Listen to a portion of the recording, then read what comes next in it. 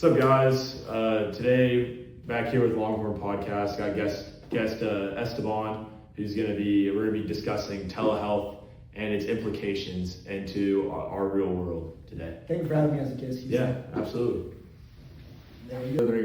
With our theme of digital wellness, just going over really what's been happening on the medical side of everything. There's been a lot of really great developments coming in, whether that be mobile care, just a lot of new vaccine developments coming in, especially with the COVID-19 pandemic, that really just shaped a lot of how we're gonna move on in the future. With that being said, COVID has caused a lot of other issues, especially with not being able to see physicians face to face. That implements a big, I don't know, I would say it would be a big setback really, and just having to see more people online. Yeah. And so with telehealth coming into play, say it's just really kind of controversial right now with the doctors and how they feel about it. Yeah, for sure, bro. Here's this clip that I pulled up that really just kind of explains to why telehealth is although it seems like a great idea, is really has a lot of negative points to it. All right, let's watch it, bro. Like everything else, there is a downside to having telemedicine being abused. There is a downside to having telemedicine being mills, and they just kind of do all this telemedicine, just churning patients. So I'm not saying that's happening now, but I'm just saying that it's really important if we're going to do telemedicine that it's really important if we're going to do telemedicine. We have the same level of accountability as we do when the patient is in the office. Same level of accountability as we do when the patient is in the office. So I have a question, bro. So do the doctors know if you're actually sick? What if the person is just saying BS? That's the big problem here. I think that's what he's trying to go with here in this short clip, is really how can they really tell?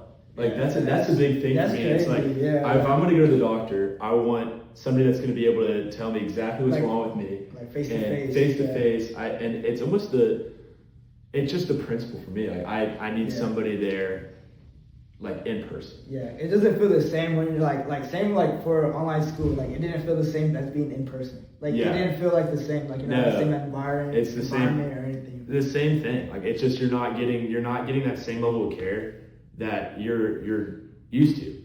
Now there are a lot of great pros to this too. I mean, especially with what you say, rural areas that just don't have I mean, if you go to it's almost 50% of our nation is not cities.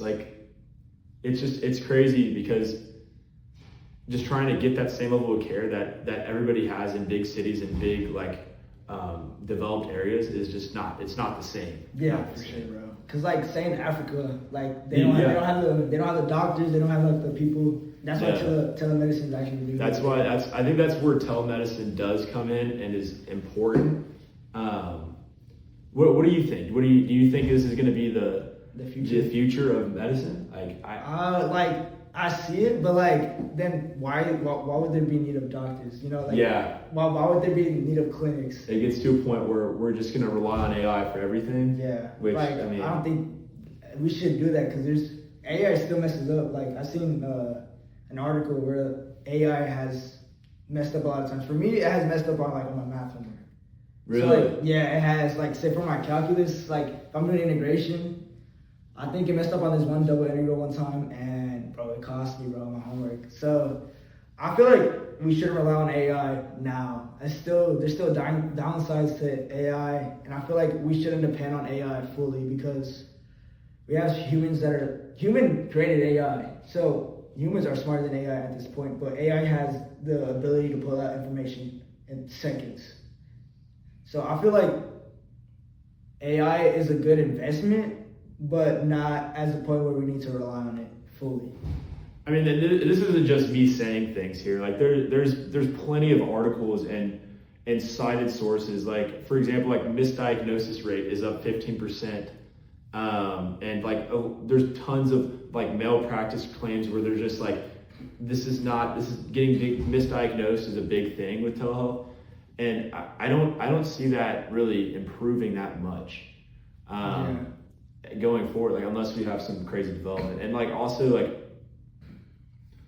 and then, like people could take advantage, bro. Like say like if they're addicts, say if they want like perks, bro, they just go to the doctor, say, oh, I have anxiety, boom, get prescribed perks that quick. Exactly, like it's just a lot. There's a lot to it, and I think the solution here really is investing in our doctors and making sure that they are well trained.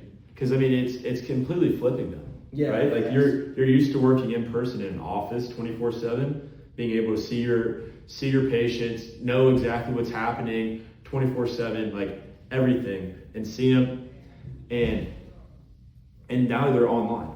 I think that the problem is the doctors aren't trained enough to get that same level of just care and be able to really know what they're looking at online. And until like the businesses and all the major hospitals start to realize that, I don't see telehealth succeeding or going any further than it has. Yeah, for sure, bro. I feel like there is points where telehealth could be useful, like whether that be like reoccurring like prescriptions, like maybe like just virtual check-ins would be great. Like you see the doctor once a month, like, hey, how have you been doing? How are you feeling? Like especially after the initial treatment, that post like secondary meeting, I see that being online. But with how it's looking now and really just the percentage rates of accuracy, it's really important that we continue to stick with doctors that know what they're doing, that are like, I don't know. What are your thoughts, Esteban? I feel like Houston does have a point. Like it shouldn't be like the first meeting should be online, because like the doctors should always like meet the client first before like prescribing them anything. Because like many people can pull like a scheme and like go online like and just talk to the doctor online, be like, oh yeah, I'm feeling this way, this way, this way. The doctor prescribes you a medicine, boom, you get what was that word you said? Just misdiagnosed. Yeah, misdiagnosed, and you get a bad medicine, or you get a medicine that gets you addicted, and like that puts you a step back from where you need to be. I feel like it's also really, really new. I mean, like if you go back a few years, 2019, 2020, like the virtual visits are up 1,000%. No, that's up, crazy. Up 1,000%, just because of how, and it has been what, 5 years, up 1,000%. I think that's ridiculous and crazy. And it all came from COVID. I think COVID started this whole thing, really. Yeah, I think so too, bro. Because like after that whole lockdown situation, a lot of people have been switching to online. Same for like university too, like online universities. Like I can say for UT, they do have online classes they do offer. And I feel like telehealth has huge potential to expand access and reduce costs, but like the success depends on like the accurate diagnosis. Like if you don't diagnose somebody properly, then there's a really big downside to that. So exactly. I mean, it could be cost worthy, but then it gets to the point where who's insuring that? Oh, like I don't like, as an insurance company, I wouldn't do that, bro. You'd be spending too much money. Like I wouldn't want to. It would up insurance. I think it's hard. It's hard. I think it's a sticky situation where they don't really want to insure the online. Yeah. And I mean, it'd be interesting. It's going to be interesting to see coming up in the next few years. I feel like it has potential for sure. Yeah. But like as of right now, then it needs to have these like relegations. It does. I think hospitals need to start implementing a lot of strict policies along with the training in order to make sure that it's consistent. It's consistent across the board, and we really get rid of all the just the errors and just the in between where it's I don't know.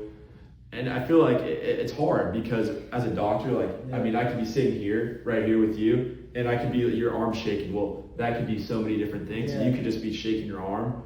But I feel like if I'm on a screen and I see him shaking, like he could just be touching like his thigh, or like there's so many like little tiny, just like micro behaviors that are also taken into a consideration when you're getting diagnosed, and you don't get that. You don't get that online. Yeah, So that's I feel like that is a huge problem actually, because like if you're like at a meeting with a doctor and the doctor is able to see your physical state and your emotional state, they can't see that online. They can only see like what you're showing them, like the camera, that's it. Like literally from stomach face up, that's it. That's all they see. Yeah. They don't see your whole body or whatever. What you They don't need. see it at all. They don't see it at all.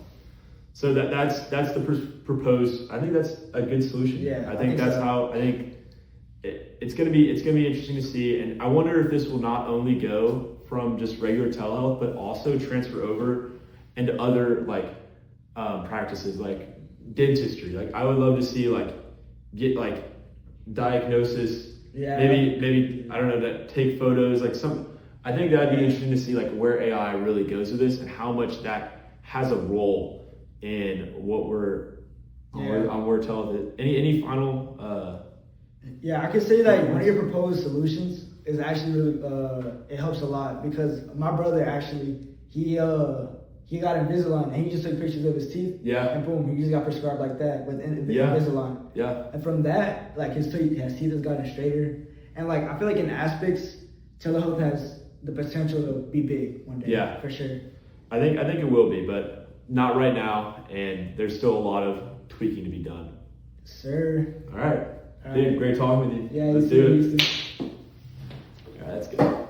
That's more than 10 minutes, bro. That's Really? like 15. Yeah.